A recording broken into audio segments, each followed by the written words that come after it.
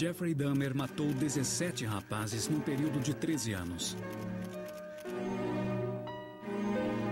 Ele mutilava as vítimas para ter prazer sexual, guardava partes do corpo e, já no fim, comia as coxas, bíceps e corações. Mas como essa criança aparentemente inocente se tornou um dos mais terríveis criminosos em série do mundo? As circunstâncias levaram Dahmer a homicídio e canibalismo, ou ele nasceu para matar?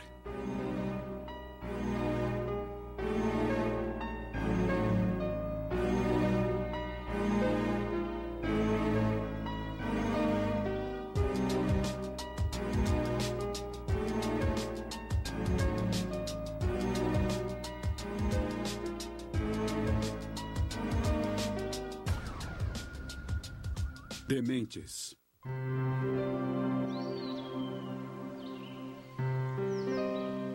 Jeffrey Dahmer é um dos criminosos em série mais conhecidos dos últimos tempos.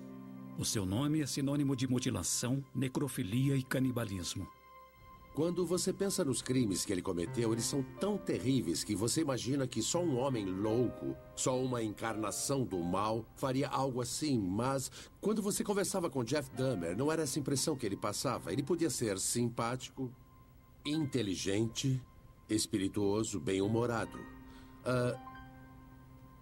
Ele conseguiu enganar muita gente. Quem trabalhava com ele não fazia ideia de que ele era um homem violento. Essa era parte do grande perigo de Jeffrey Dahmer. Ele poderia almoçar com você ou comigo e nós não perceberíamos que ele era uma pessoa violenta.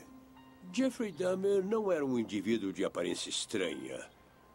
Ele tinha boa aparência, ele falava bem, era articulado. Nunca teria passado pela minha cabeça que era um maníaco homicida.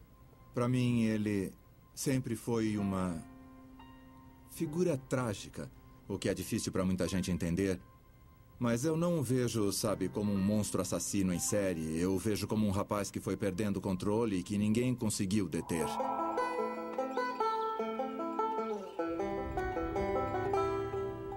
Jeffrey Dahmer cresceu na pequena cidade rural de Bath, em Ohio, um típico garoto norte-americano de classe média.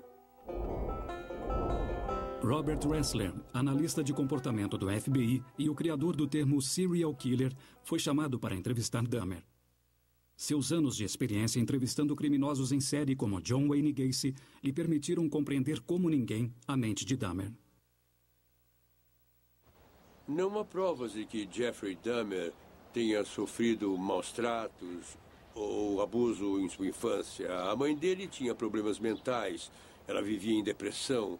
Ela dormia bastante e abandonou as atividades familiares. O pai tinha PhD, era um químico, um homem muito inteligente e muito ocupado, que passava a maior parte do tempo no trabalho. Pat Kennedy trabalhou na polícia de Milwaukee por mais de 25 anos. No verão de 1991, ele foi designado para o caso Jeffrey Dahmer e passou 6 longas semanas com ele. Passou a conhecê-lo como ninguém. Ele era produto da classe média branca, frequentou a escola. Ele veio de uma família de posses. Mas os problemas no relacionamento dos pais fizeram o pequeno Jeffrey se sentir isolado. Ele começou a se interessar por animais, mas ele os via de forma bem diferente da que a maioria das crianças vê seus animais de estimação. Ele disse que quando era criança, com 7 ou 8 anos, ele encontrou um esquilo em decomposição e ele arrancou os ossos. Ele disse que quando encontrava um animal morto na estrada, como um guaxinim ou um cão, ele queria ver como era dentro. Ele levava para casa aquele cão que estava morto na estrada, abria e via como era dentro dele. Jeffrey iniciou esse comportamento muito cedo. Ele andava pelas redondezas procurando animais mortos para adicionar à sua macabra coleção. O seu fascínio por ossos continuaria na vida adulta, mas ele acabaria passando de animais para seres humanos. Quando ele chegou nos 13, 14 anos, ele começou a despertar sexualmente. Ele beijou um garoto da vizinhança e percebeu que se sentia atraído por homens. Esse despertar sexual e a mutilação de animais acabaram se misturando. Então, o que ele fazia quando criança, com os animais, ele acabou fazendo mais tarde com seres humanos.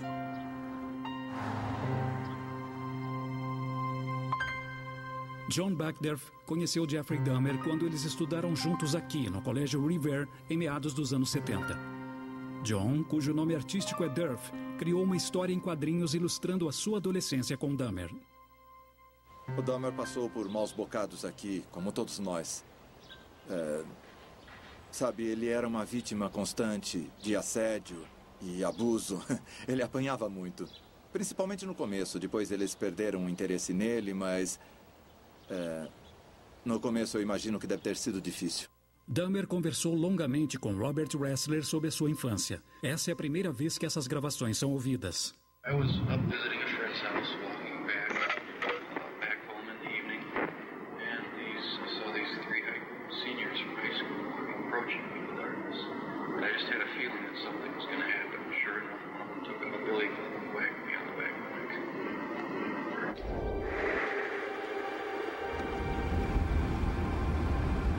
Quando chegamos ao ensino secundário, de repente ele enlouqueceu. Ele começou a beber e ele perdeu o rumo. Nessa época, Dahmer havia descoberto que a bebida era uma forma de aplacar a dor causada pela confusão de sua sexualidade e suas fantasias sinistras. Did you have problems with daydreaming where you didn't concentrate in school? Well, in junior year, that's when I started drinking, so that was a problem. Yeah. Were you ever called on the carpet for that? A couple times. Yeah. Did you have problems as a result of that? I was punished for it. Yeah. Claro que alguém que fica bêbado às 7 da manhã não é bem visto. Ele chegava na escola cheirando a álcool. Jeffrey era um adolescente solitário que falava pouco. Quando ele foi o centro das atenções, foi acidental. Eu estava trabalhando no anuário da turma com uns colegas e a gente chamou o Dahmer para entrar em várias fotos para o anuário. E uma delas era da National Honor Society, da qual ele obviamente não era membro. Aí, quando o conselheiro viu, ele riscou o rosto dele na foto que ia ser impressa, o que é uma espécie de símbolo da juventude desperdiçada dele. Um rosto pintado de preto, um garoto que não existia. Embora aparentasse tranquilidade em permanecer à sombra, Jeffrey precisava desesperadamente chamar a atenção sobre si próprio. A gente fazia uma vaquinha e levantava $35 para ele fazer uma apresentação no shopping. Suas imitações de convulsões, ataques epiléticos e outros atos esquisitos.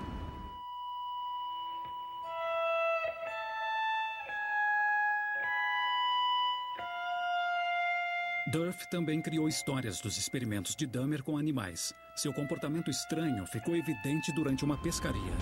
Ele tirou um peixe d'água, só um peixe-lua pequeno. Aí pegou um canivete e retalhou o peixe inteiro. Aí um amigo meu perguntou, por que você fez isso?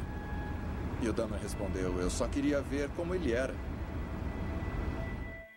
Na adolescência, como uma extensão de seu fascínio infantil por animais mortos, Dahmer começou a elaborar fantasias sexuais com homens mortos ou inconscientes.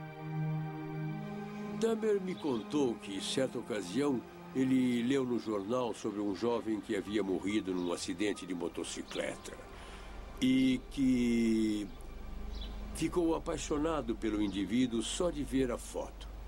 Ele chegou a ir à funerária para ver o corpo e ficou tão excitado que teve que ir ao banheiro para se masturbar. Isso também ficou aparente em sua fantasia de matar um corredor da cidade. Ele pensou em esperar atrás de uma moita com taco de beisebol. Aí o cara ia passar, ele bateria na cabeça dele e o violentaria. E disse que chegou a esperar esse corredor um dia com um taco de beisebol, mas que o cara não passou naquele dia. O fim do casamento dos pais significou que Dahmer, aos 18 anos, ficaria sozinho com suas fantasias. A mãe dele sumiu e o pai já tinha ido embora. E ele foi deixado sozinho em casa. Os adultos foram negligentes com ele, não resta dúvida. Os pais, os professores. Were you pretty upset by that breakup? I knew it was inevitable. Yeah. It was pretty obvious. Yeah, I was upset. Yeah. Depressed. Yeah. Nothing to do. Yeah, for sure. E isso levou à morte de sua primeira vítima. Dahmer me contou que uma de suas fantasias era encontrar um caroneiro. E ele teria cintura fina, ombros largos, estaria sem camisa e teria quase nenhum pelo no corpo. Então, ele daria carona para esse homem e eles se divertiriam muito, teriam muitas aventuras sexuais. Ele estava dirigindo pela estrada e viu esse caroneiro das suas fantasias. O alvo das fantasias de Dahmer foi Steven Hicks, de 16 anos. Hicks estava indo de carona para um festival de verão. Essa era uma forma de transporte comum na Ohio dos anos 70. Hicks não fazia ideia de quem encontraria nesse carro. Ele levou o rapaz para casa. Eles beberam álcool. Acabaram ficando meio bêbados, mas quando o rapaz quis ir embora, o Jeff não deixou que ele fosse embora porque estava se sentindo solitário e também estava bêbado. Ele disse que quando tentou impedir que o rapaz fosse embora, houve uma luta. E enquanto eles estavam lutando, o Jeff pegou um haltere e bateu na cabeça dele. Disse que quando bateu, ele não queria matar o rapaz, só queria impedir que ele fosse embora. Dahmer retalhou o corpo e colocou em sacos de lixo pretos. Ele os colocou no carro e estava indo jogá-los fora quando foi parado por um policial por uma pequena infração de trânsito. Enquanto o policial preenchia a multa por ele não andar dentro da faixa amarela, ele pegou a lanterna e começou a olhar dentro do carro para ver se não havia armas, contrabando, como qualquer bom policial faria. E ele viu os 5 sacos pretos e perguntou o que tem neles. E ele respondeu, são sacos de entulho que eu ia jogar fora. Então, o policial deu a multa pela infração de trânsito e foi embora. Esta foi a primeira de muitas oportunidades em que Dahmer poderia ter sido detido.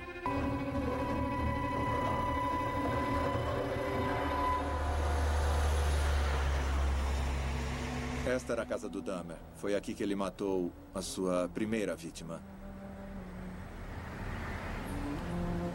Ele o levou para um porão e parece que ele desossou o corpo lá embaixo.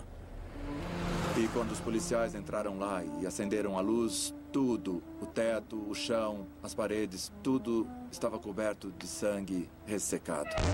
Ele então esmagou os ossos com uma marreta, foi para o meio do bosque e rodou 360 graus, espalhando os restos mortais. Ele disse que nas semanas seguintes leu sempre o jornal para ver se saía alguma coisa sobre o desaparecimento do rapaz, mas não saiu nada. Então, ele percebeu, ninguém vem atrás de mim. Eu matei um cara e ninguém sabe. Eu sou gay e ninguém sabe disso. Então, desde o início, esses segredos tornaram-se parte da vida dele, mas eles também o torturavam. E depois disso, a coisa só cresceu. Só 9 anos depois, Dahmer mataria de novo. Mas ao reincidir, ele não conseguiria mais parar.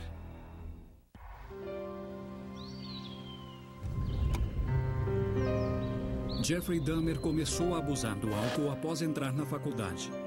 Sua tentativa de levar uma vida normal não estava saindo conforme o planejado.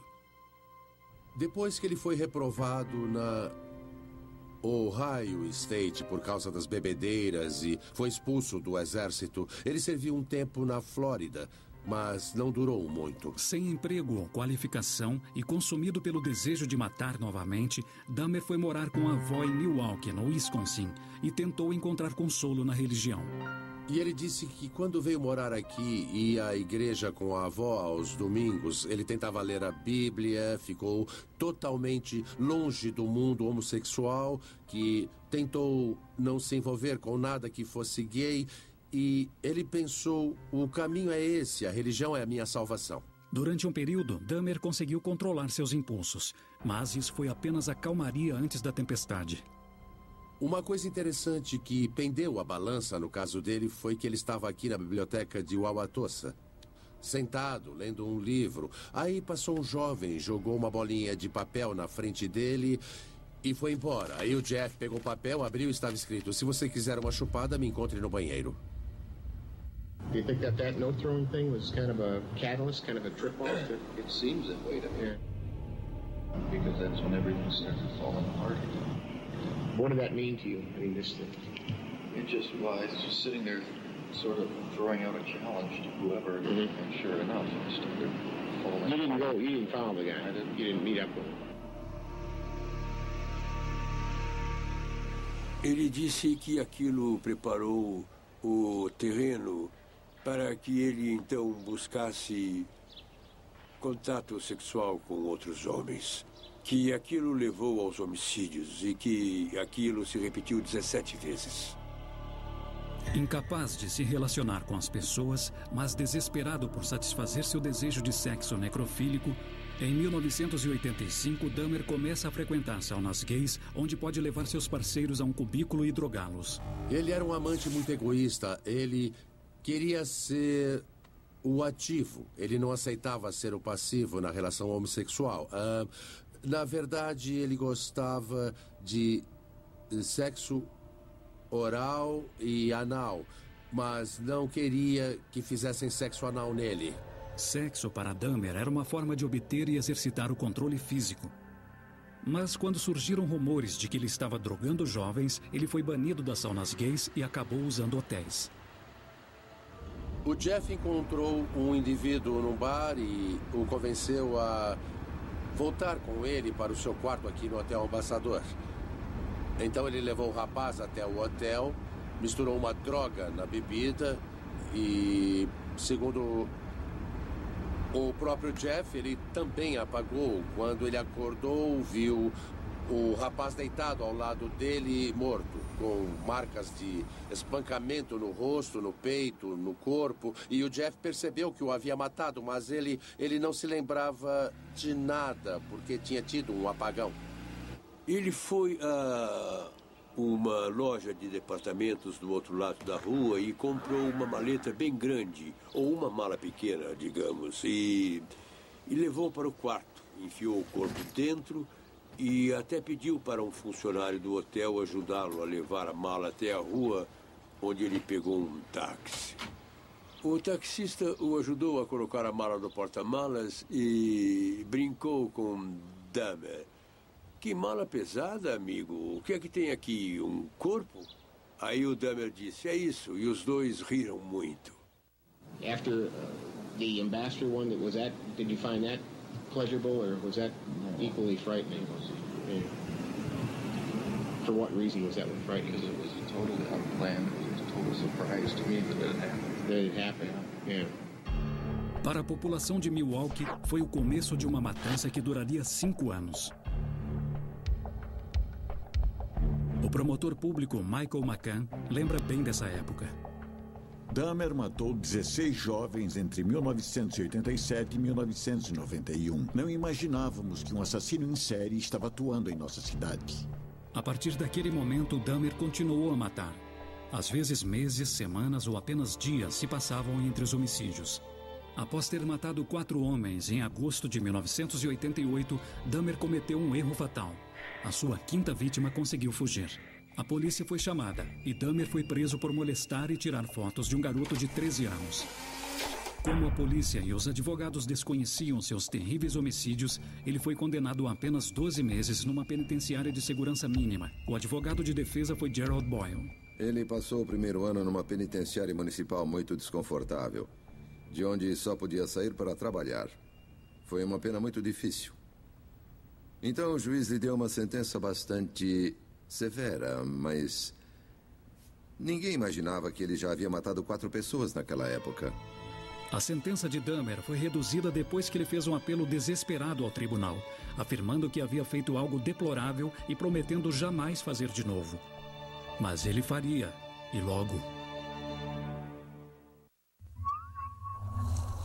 Dahmer precisava morar sozinho. Ele saiu da casa da avó e alugou o apartamento 213 no edifício Oxford. Era aqui que ficava o prédio. A prefeitura não tomou nenhuma providência. E o terreno está aí abandonado. O prédio era assim de lado. Era um bloco branco baixo de 3 andares com 36 apartamentos. Por trás desta porta havia um lugar onde Dahmer satisfazia suas fantasias e cometia violências indescritíveis, um local de morte e destruição. Ele escolhia a maioria das suas vítimas em bares gays. Esta área aqui é onde o bairro gay começa. Esse endereço aqui, o número 219, ele gostava de frequentar. Havia shows de drag queens. Ao lado tinha o Celavi, outro lugar que ele gostava. Seguindo aqui tem mais alguns. E as pessoas o achavam o máximo. Ele era um cara bonitão, todo mundo o achava bonito. Puxa, eu queria ter com as mulheres a sorte que esse cara tinha com os homens. Ele sempre conseguia transar. E ele não matou todos os caras com quem se relacionou. O bartender Tony Timer se lembra bem de Dahmer. Ele chegava no bar, pedia um drink e ia se sentar num canto. Ele vivia no mundo dele como se estivesse sempre esperando algo acontecer. E obviamente era isso mesmo. Foi aqui que Dahmer conheceu um grande amigo de Tony, Ed Smith. O Ed era uma pessoa extrovertida, alegre. Era impossível não gostar dele. E o Dahmer também gostou. Os dois se conheciam muito bem. Tão bem que ele ficou à vontade para ir à casa do Ed e tirar algumas fotos. Ed sonhava em ser modelo. E Dahmer sabia exatamente o que dizer. E $100 por uma sessão de fotos era dinheiro fácil. O Ed estava sentado no bar e, de repente, ele se virou e disse: eu preciso ir, preciso ganhar uma grana. E eu perguntei: onde você vai? E ele olhou em direção à saída e eu vi o Jeffrey lá em pé. E eu disse: ah, já entendi. Tudo bem. Me liga depois então, tá bom? Na quarta-feira, dia 24 de junho de 1990, Ed se encontrou com Dahmer e foi visto dançando com ele no Phoenix Club. Ele saiu com o Dahmer e nunca mais voltou. Foi somente anos depois, no julgamento, que Tony percebeu que o homem calado, que bebia no canto do bar, era o mesmo que havia assassinado brutalmente o seu amigo. A comunidade foi destruída, sabe? As pessoas pararam de sair. Aquilo não só me afetou, como abalou a minha vida. Mas o alvo de Dahmer não era apenas a comunidade gay. Ele era um assassino oportunista que estava sempre à caça de presas em potencial. Uma das vítimas dele estava bem aqui, num ponto de ônibus. Era um jovem rapaz do norte de Michigan que estava aqui visitando. E o Jeff Dahmer o viu naquele ponto de ônibus ali na frente daquele McDonald's. E o convenceu a ir para casa com ele. Foi o fim do rapaz. Alguns dos homens que ele matou eram homossexuais, outros não. Ele os abordava e dizia que queria tirar fotos deles e os levava ao apartamento dele. No apartamento, ele já deixava preparada uma bebida e os induzia a tomar. Ele disse que quando trancava a porta e a pessoa estava dentro do apartamento, ele ficava mais agressivo, se sentia mais poderoso. Era quase como uma mudança psicológica. E ele se sentia mais excitado sexualmente. Ele ouvia o batimento cardíaco deles e aprendeu até a detectar quando eles começavam a sair daquele coma induzido pela droga, porque a respiração começava a ficar mais curta e forte em vez de profunda, que a droga induzia, e aí ele sabia que era hora de matá-los. Ele então fazia sexo oral neles antes de estrangulá-los e desmembrá-los, geralmente mantendo suas partes do corpo prediletas no apartamento durante dias e dias. Às vezes ele fazia sexo com os indivíduos enquanto eles estavam inconscientes, mas sempre fazia depois que eles eram mortos. Então, eu creio que se tornou uma preferência, porque assim ele não tinha que lidar com as conversas, ele não tinha que lidar com as negações e as rejeições, ele estava no controle total da situação. Ele levava todas as vítimas para o seu apartamento, onde podia ter prazer nos rituais que ele precisava praticar. Os atos sexuais combinados com a mutilação dos corpos. Ele chegava do trabalho e fazia sexo com o cadáver. Ele dormia com o cadáver, deitava ao lado. acariciava e fazia sexo com ele. Ele era muito fascinado pela ideia de abrir um corpo, ver os órgãos internos saindo, e vários dos corpos foram mantidos numa banheira cheia de gelo durante a semana, porque ele tinha que ir trabalhar, para ele poder aproveitá-los no fim de semana, quando ele tinha mais tempo de ter prazer com esses corpos. Para isso, ele disse que tinha que tomar banho frio para não derreter o gelo. Era desconfortável, mas valia a pena. Uma forma de entender as fantasias obscuras de Dahmer é conversar com alguém que compartilhe de seu interesse em cadáveres. Nico Claus é mais conhecido como o Vampiro de Paris. Assassino e canibal condenado, Claus matou um homem a sangue frio em outubro de 1994. Ele cumpriu apenas 7 anos de prisão e hoje está livre para andar nas ruas. Eu realmente me identifico com uma pessoa como ele. Eu entendo o que se passava na cabeça dele, quais eram as obsessões dele. Ele estava muito interessado na estética da morte, que eles parecessem belos aos seus olhos. Por isso ele fotografava as vítimas. Ele as colocava em posições diferentes. Yeah, what was the idea of the posing there? It was just a way to exhibit control, the way I wanted them to look, and to accentuate the physique. Keeping these photographs then was important to you as well. I'd use it for masturbation. Yeah, and you had a lot of them. Aquilo continuou e foi ganhando força. A paixão e a lascívia foram aumentando. O desejo dele de ter um orgasmo perfeito, por assim dizer. Ele tinha que fazer mais e mais coisas para conseguir ter um orgasmo que o satisfizesse. Começou com pornografia homossexual, depois passou para fazer sexo de foto nas saunas gays, e depois passou para fazer sexo e matar, e depois para fazer sexo com cadáveres, depois fazer sexo com as vísceras, e depois comer as pessoas com as quais ele havia feito sexo para ter uma experiência orgástica superior. Como um ser humano chega ao ponto de comer a carne de outro humano? Somente outro canibal pode saber de fato. Nico trabalhava como assistente em um necrotério de Paris quando provou carne humana pela primeira vez. Há um estado de euforia logo depois que você come.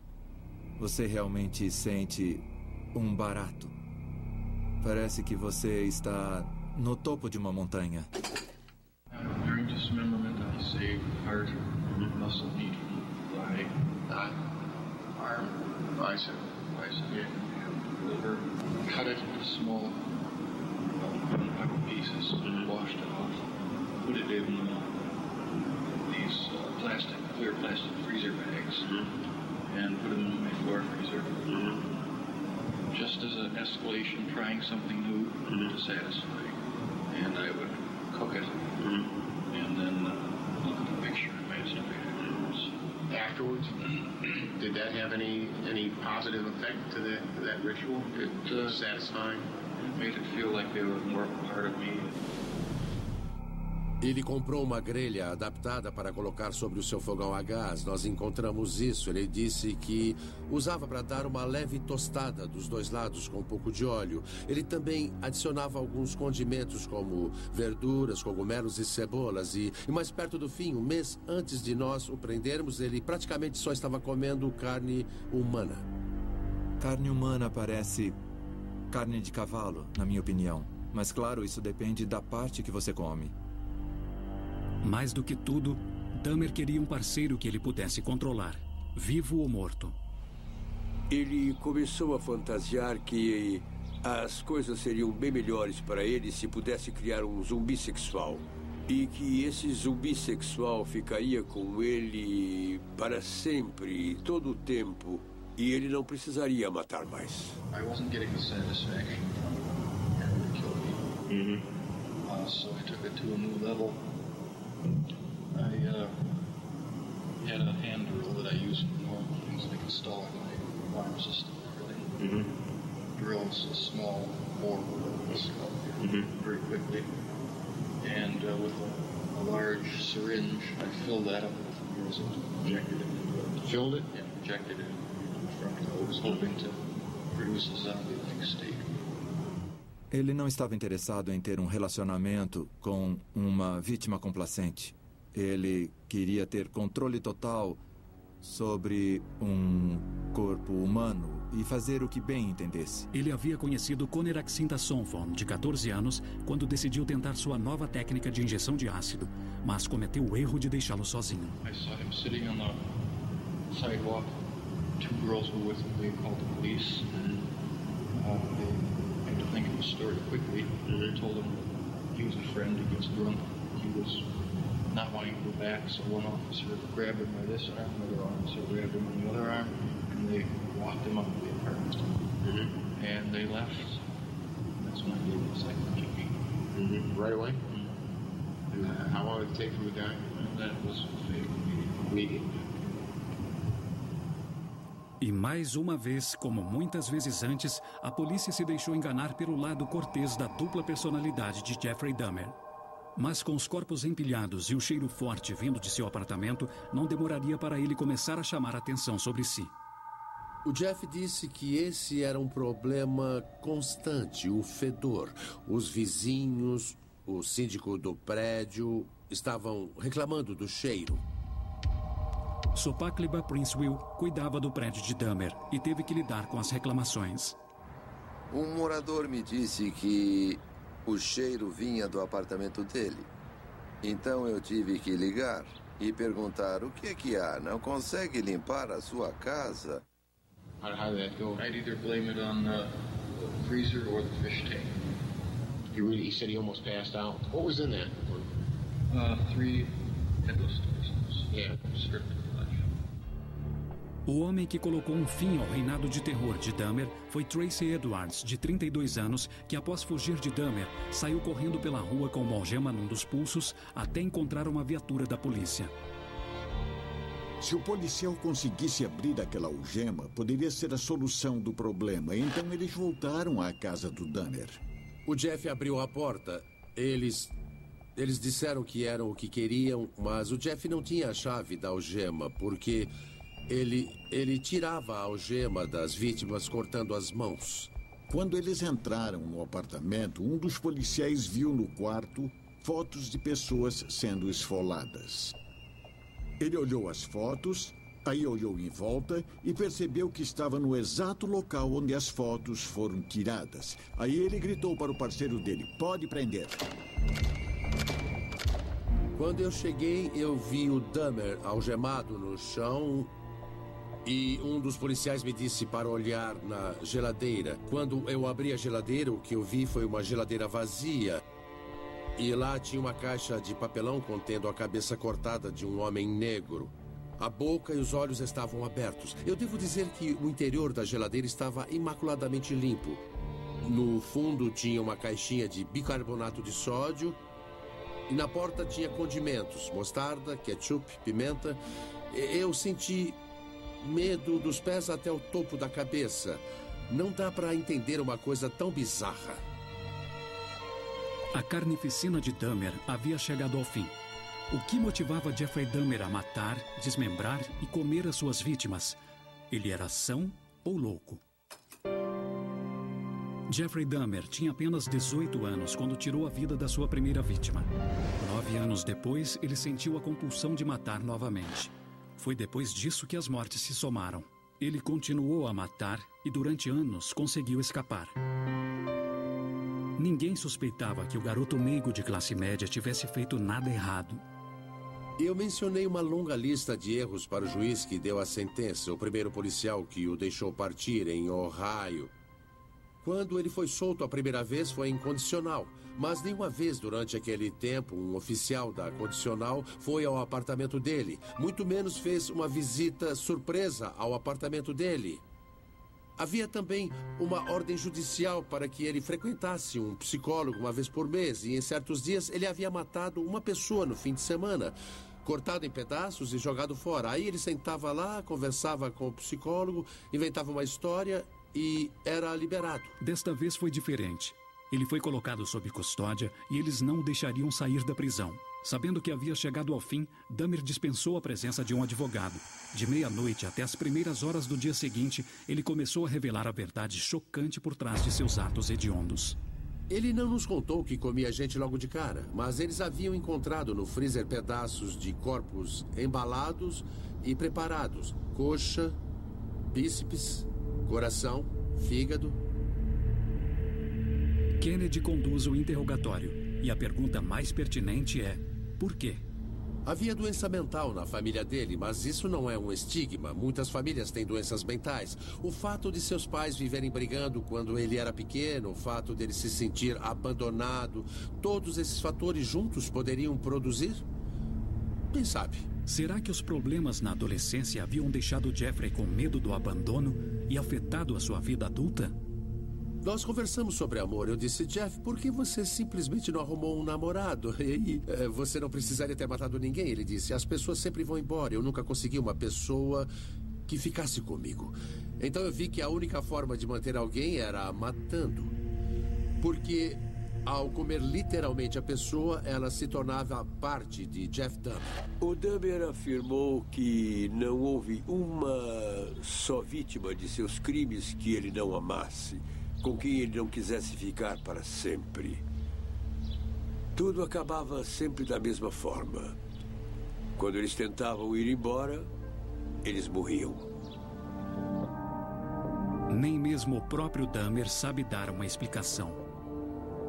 What do you account to the fact that you're getting into this so often? The fact that I was desperately trying to make it so it satisfied what it never did. Mas seria simplesmente porque ele não achava o que estava procurando? You met somebody who consensually would set up a living arrangement with you. Would you have abandoned then the procedure that you stayed with? The person would have had to be totally compliant, willing to do whatever I want. There's just heartbreaking people like that. That's true. Nunca houve dúvidas de que Dahmer cometeu esses crimes hediondos. Sua confissão de 60 horas e as incontáveis provas serviriam para responder a uma pergunta complicada: Dahmer era são ou louco? Se o tribunal julgasse Dahmer são, ele passaria o resto da vida preso. Se ele fosse considerado louco, seria enviado a um hospital psiquiátrico e poderia receber alta algum dia. O promotor Michael McCann via o julgamento de forma diferente.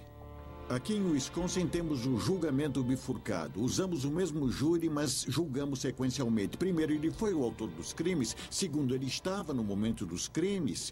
Então, a segunda parte do julgamento era o grande problema. Ela durou várias semanas e exatamente neste tribunal. Dahmer chamou seu antigo advogado de defesa, Gerald Boyle. Boyle achava que seu cliente só podia ser louco. Matar para ele não significava nada. Ele não tinha consciência. Ele jamais seria reabilitado, não importava o tratamento que fizesse. Para uma pessoa normal, matar e comer outro ser humano não pode ser considerado um ato são. Mas, de acordo com a definição legal de sanidade no estado de Wisconsin, se uma pessoa sabe que o que está fazendo é errado, mas faz mesmo assim, ela é considerada sã. Dahmer certamente sabia o que estava fazendo, mas ele não se importava. Ele justificava o que estava fazendo de acordo com seus próprios critérios. Ele sabia que era ilegal. Depois que mata um certo número de pessoas, você perde todo o contato com a moralidade. Você não se sente mais constrangido pela moral que nos une. Dahmer permaneceu impassível durante o veredito diante do juiz e dos parentes das vítimas que ele havia matado e desmembrado. Ele foi considerado são e condenado à prisão perpétua no dia 17 de fevereiro de 1992. Uma vez me perguntaram quantas pessoas é preciso matar e comer para ser considerado louco em Milwaukee. O que eu posso dizer é que todos que conheceram Dahmer, e creio que os melhores psiquiatras, afirmaram que Dahmer era são. Isso é muito mais assustador do que crer que Dahmer era louco. Eu acho que ele era são e tragicamente mau. Acho que foi justificável pelo que ele fez. Ele precisava ser retirado da sociedade para sempre, para o resto da vida. E acho que era o que ele merecia e foi o que ele teve. Nós tivemos 15 votos de culpado e 15 votos de são ao cometer os crimes. E claro, a sentença do tribunal foi tão longa, mais de 900 anos, que ele jamais teria sido solto. Quando Dahmer foi enviado para a penitenciária de segurança máxima em Colômbia, ele entrou em contato com os sacerdotes e começou a ler a Bíblia e a frequentar a capela.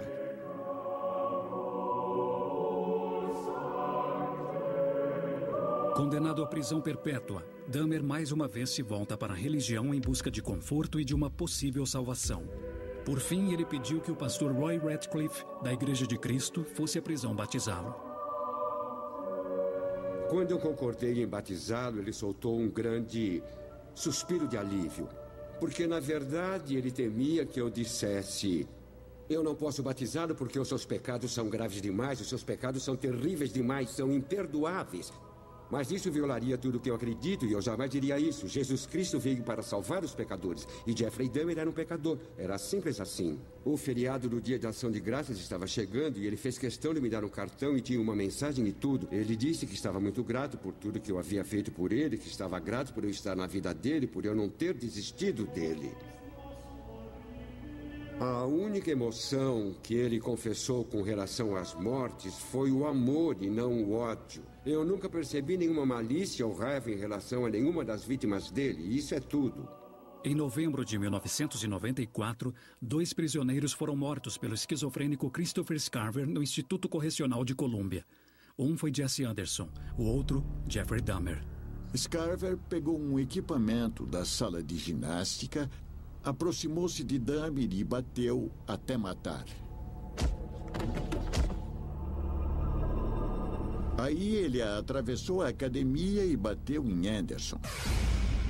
Ele sabia que seria morto caso fosse colocado com a população carcerária. Conversando com os investigadores, eles disseram que o preso que foi morto com ele, o Jesse Anderson, tinha várias marcas de defesa por tentar deter o Scarver.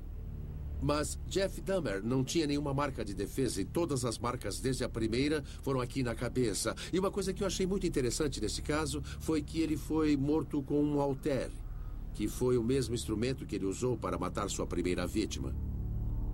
Ele era um jovem por quem eu nutria amizade, então eu perdi um amigo e fiquei muito chocado, então foi difícil acreditar a princípio. Eu senti pena por ele ter sido espancado até a morte por outro preso. Isso não é certo. Isso não pode acontecer numa penitenciária. Eu fiquei um pouco abalado. Eu não sei se isso significa que eu não sou tão machão quanto imaginava, mas eu senti um grande conflito, porque eu o conhecia e o via como uma figura trágica. Muito trágica. Eu fiquei triste por ele ter morrido, porque eu acho que ninguém merece morrer assim.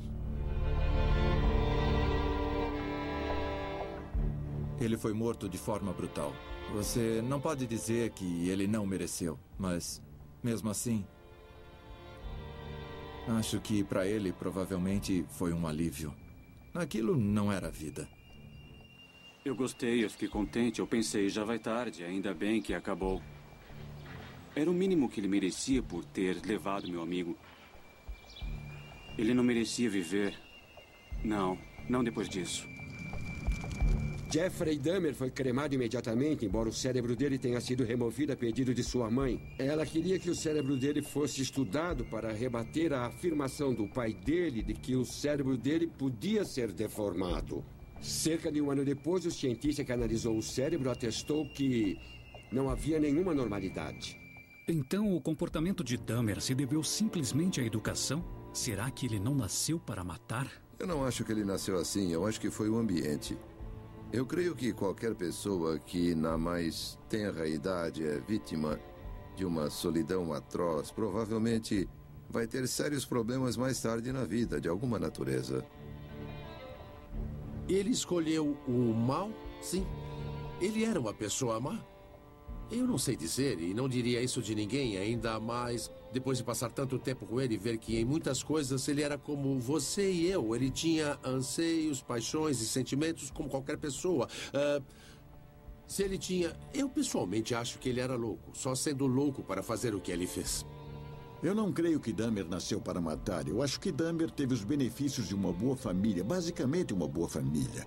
Ele morava numa região boa, teve acesso a boas escolas, Só que escolheu não aceitar nada disso. Quaisquer que sejam os fatores que levaram Dahmer ao caminho da destruição, levará muito tempo até que a cidade de Milwaukee volte à normalidade. Ele assustou a cidade. Ele fez uma coisa que demorará gerações para cicatrizar.